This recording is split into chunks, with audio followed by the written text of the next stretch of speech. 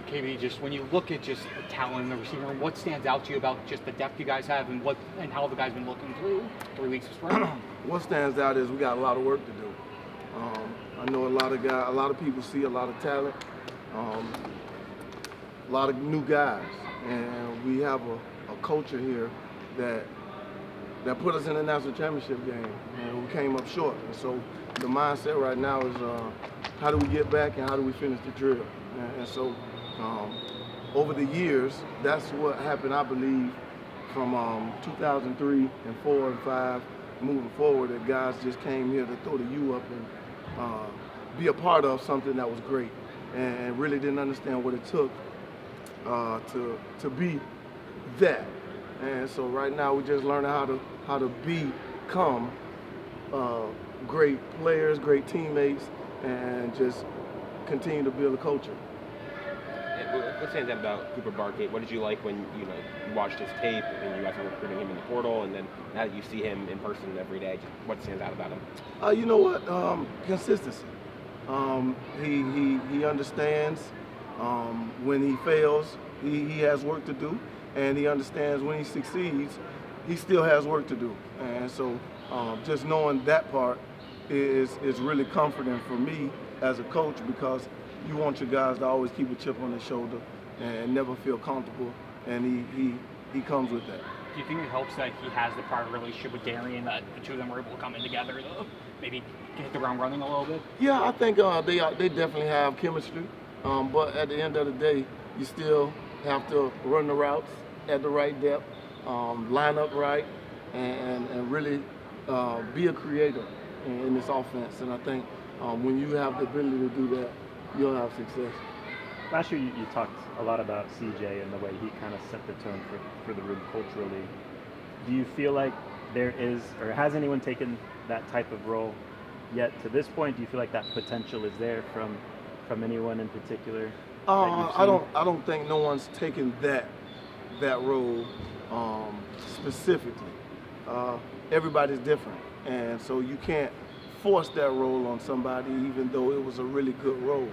I think it's more of you teach guys how to build up to that and become that overall, because at the end of the day, everybody is in their own process, and everybody's at a different place in that process, and you just gotta see where they are, and then now you go down on their level, and then you bring them up gradually and try to teach them what the expectation is, and then they build from it from there. How big of a step has Josh Moore taken since last year? Very, very, very pleased with his progress thus far. Still, we have a lot to work on. There's a lot of plays that we expect him to make, and I know he expects himself to make. There's a lot of big plays, but I want to see the consistency every play. And I tell them all the time, the NFL is going to pay you a lot of money to make plays, and they're going to reward consistency. So the plays here and there, good, but we got to get to a point where it's a no-brainer. When that ball's in the air going to number 3, everybody knows that he's coming down with it. When you look back at what Malachi was able to do last year, now that you had some time since the season ended, what stands out the most about what he was able to do as a kid who came in a year early and all that, and what's the next step for him going into his sophomore year? You know, that's the one thing he has is consistency. With all the success he's had, he's still on the jug machine every morning at 6:30, 6:45 every morning. And the good thing about him is he's showing guys how it looks. And so I always say success leaves clues.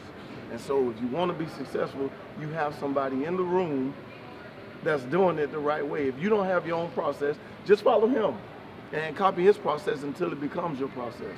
And so that's the thing that I'm always going to push him right now to grow as a leader, because I know that he's trying to control what he can control in his own space, and it's a lot, being that he's had so much success, but he has to find a way to reach his teammates in a way like CJ reached his teammates, and he had a good example in CJ, so he knows what it's like, and he left clues now he needs to tap into that following it. Is there another level for him?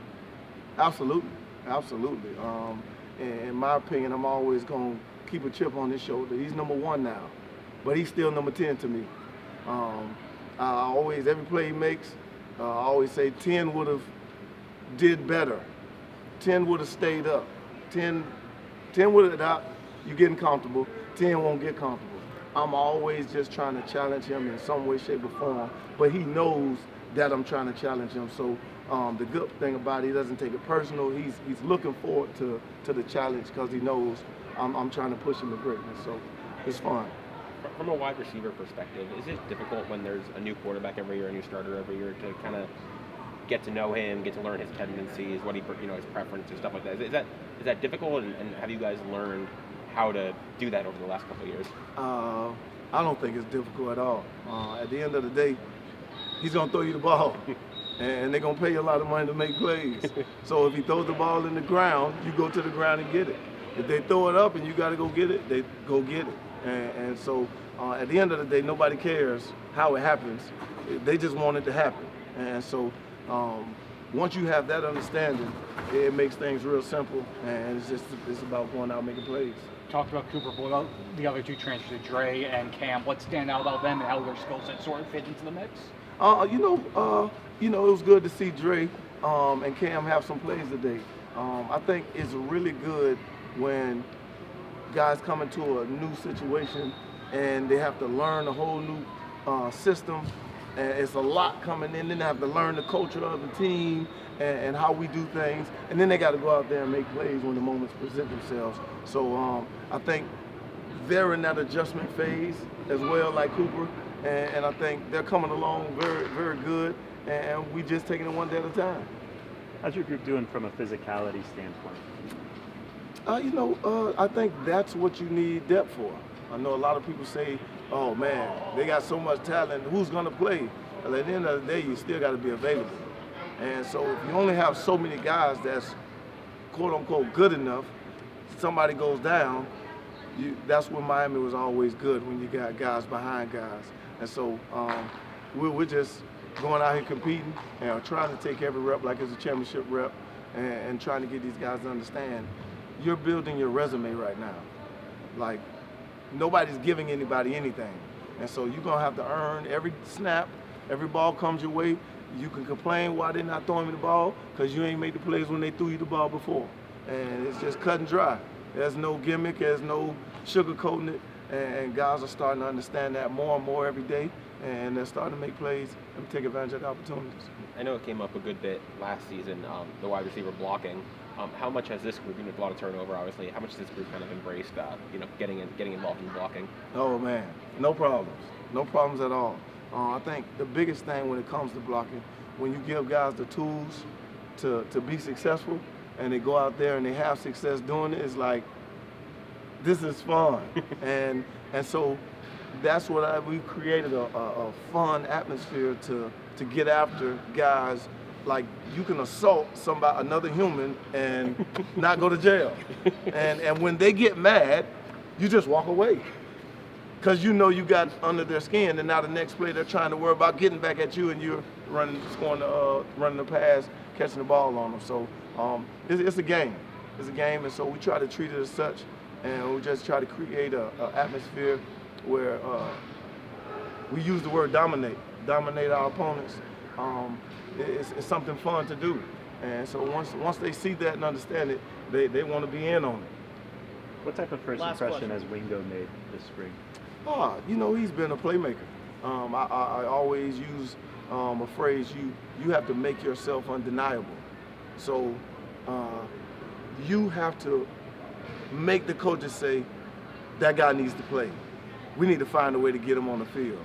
And he's building that resume for himself, and he just has to continue to keep that chip on his shoulder and stay humble and keep grinding, and he's helping his cause.